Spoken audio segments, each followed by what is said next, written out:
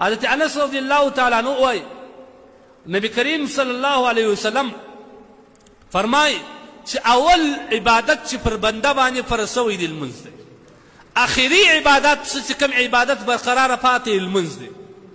اوله پوښتنه چې د قیامت په ورځ د خدای تبارک وتعالی په حضور کې کېږي د لمانځه پوښتنه کېږي. نو نبی علیه الصلوة والسلام فرمایي بیا به الله تبارک وتعالی ته یو بنده راپېښ شي. الله تبارک وتعالی وایي تاسو وګورئ انظر فی صلاة عبدی، زما د بنده لمنځو ته وګورئ په عملنامه کې لمنځونه شته که نشته؟ وایي امانامې چې راواړئ لمنځونه بې پرېږدئ.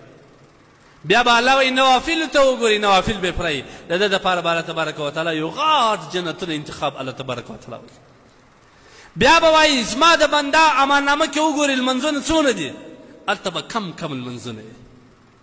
بیا الله وایي وګورئ نفلي لمنځونه شته که نشته؟ بیا چې وګورئ نفلي لمنځونه هغه د فرضي لمنځو کې چې کومه کوتاهي راغلې ده کومه کمزوري الله بیا د په نفلي لمنځو باندې پوره کړي. نو زموږ خلک د نفلي لمنځو اهتمام نه کوي. وایي دغه فرض چې موږ سره ورسو دغه لا غټ خبر ده علیاذ بالله. ولې څه پېښه ده که نه؟ تو خو عبادت ته رسولی یې الله تبارک وتعالی دلته د عبادت دپاره پیدا سوی. د هر لمانځه نه وروسته باید ته د دوو رکاتو د نفلو اهتمام وکړې. د کوم لمانځه وروسته چې نه صحیح کېږي د هغه لمانځه د مخه باید وکړې تر څو چې الله تبارک وتعالی دغه نوافل د قیامت په ورځ ستا چې کوم په فرضو کې قصور راغلي الله ورباندې پوره کړي په دې باندې. اشراق د لمانځه څومره فضیلت دی، دا که وزارې واخم وخت ډېر کم دی.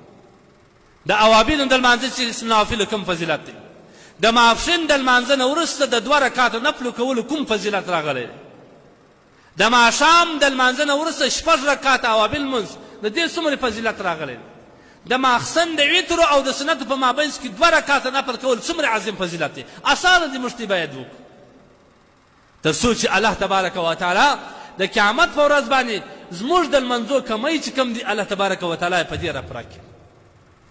بیا به الله تبارک وتعالی موږ تاسو ته هغه موعود چې وعده سوي جنتونه دي الله تبارک وتعالی موږ ته راکړي.